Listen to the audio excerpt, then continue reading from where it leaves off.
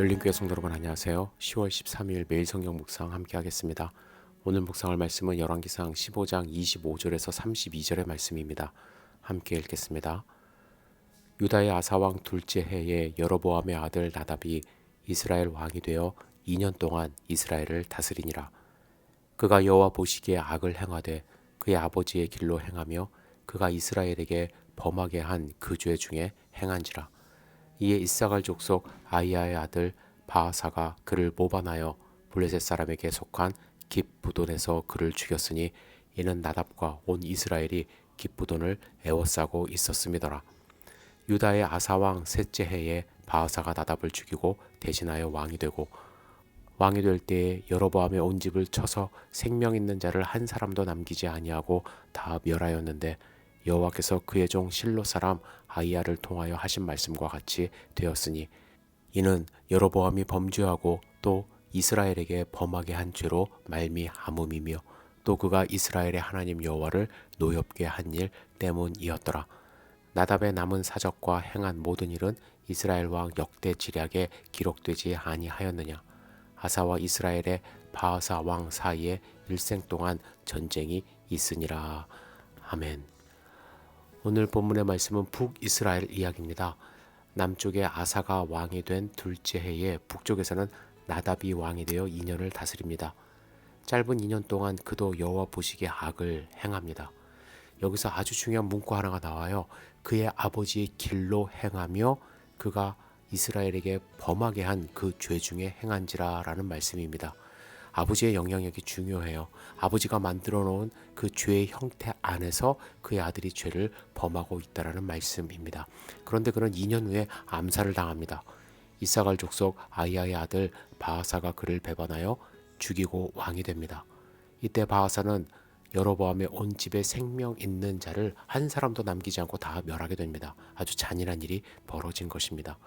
이 일은 여로보암이 죄를 범하고 또 이스라엘에게 범죄하게 한 죄 때문이라고 하나님의 말씀은 말씀합니다. 오늘 본문을 보면서 남유다하고 북이스라엘하고 좀 다른 점을 발견할 수 있습니다.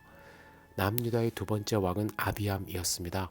아비암도 3년을 다스리고 그리고 그동안에 아비암도 악을 행했습니다. 그런데 결과가 좀 다릅니다. 아비암은 암살당하지 않았고 또 아비암의 가족이 몰살당하지 않았습니다. 형제에게 그의 왕위가 넘어갔죠. 북이스라엘도 비슷한 상황이 있지만 결과가 완전히 다릅니다. 쿠데타가 일어난 거예요. 여러분들 생각해 보시기를 원하는 것은 북이스라엘에는 없는 것이 두 가지가 있습니다. 첫째는 성전이 없습니다. 그래서 여로보암은 산당이라는 것을 급조해서 만들고 백성들의 마음을 잡으려 했습니다. 이것이 없는 것이 상당히 중요합니다. 왜냐하면 하나님을 두려워하지 않는다라는 거예요. 하나님을 두려워하지 않기 때문에 쿠데타가 자주 일어납니다. 그리고 그들에게 없었던 것이 있었는데 정통성이 없었습니다. 여로보암이 왕이 된 것, 사실 북쪽 10지파의 불만으로 그 불만을 해소하기 위한 하나의 방편이었습니다. 정말로 그들이 자자손손 왕으로 섬기고 정통성 있는 왕을 세운 것이 아니었던 것이죠. 이스라엘의 왕이 되기 위해서는 선지자를 통하여 기름 부음이 있어야만 합니다. 그리고 전쟁에서 승리를 거둠으로써 모든 백성들이 지도자라고 인정해야만 하죠. 사울은 사무엘로부터 기름 부음 받았습니다. 백성을 이끌고 전쟁에서 승리를 거두었습니다. 그래서 백성들이 그를 왕으로 추대한 것이죠. 다윗, 물론 사울의 아들은 아니었지만 사무엘로부터 기름 부음을 받았습니다.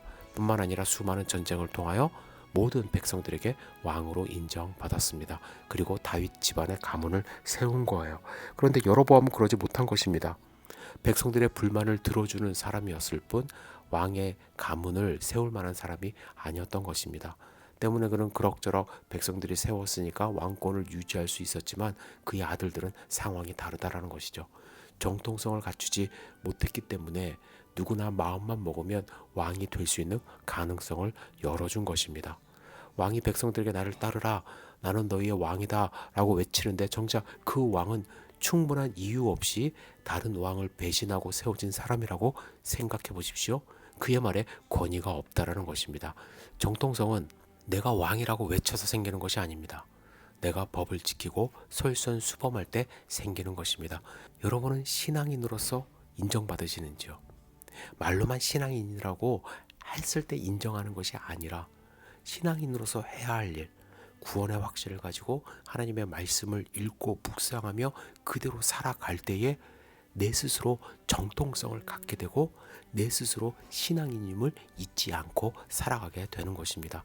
내가 흔들려져 버리면 나도 모르는 사이에 신앙인이 아닌 삶을 살아가게 되는 것입니다.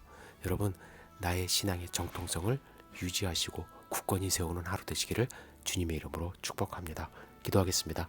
전능하신 주님, 오늘 하루를 온전히 주님께 의지하며 드리기를 원합니다. 주님, 말씀하여 주시고 주님의 말씀 가운데 거하는 소중한 하루 될 수 있도록 인도하여 주시옵소서. 주님께서 보호하여 주실 것을 믿습니다. 예수님의 이름으로 기도드렸사옵나이다. 아멘.